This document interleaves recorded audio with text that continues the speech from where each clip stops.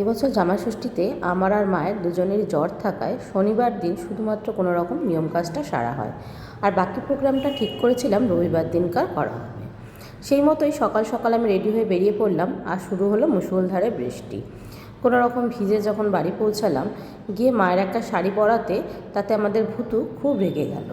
সে শুরু থেকেই শুধুমাত্র আমাকে এমনভাবে দেখছে এবং রাগে আমার দিকে একটু তাকালোও না কেন আমি মায়ের শাড়ি পরেছি।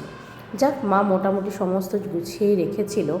ছেলে তো এসেই দাদুর সঙ্গে শুয়ে পড়লো, শুয়ে শুয়ে সিনচান দেখতে স্টার্ট করলো।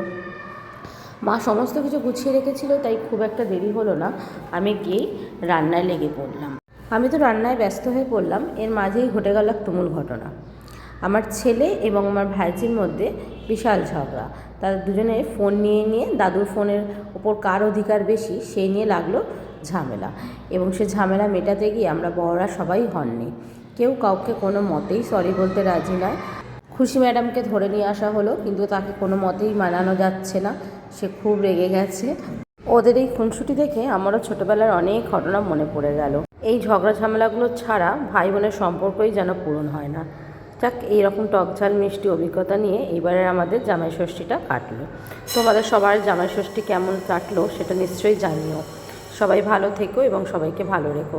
পরের ব্লগে তোমাদের সঙ্গে আরও অনেক কথা হবে।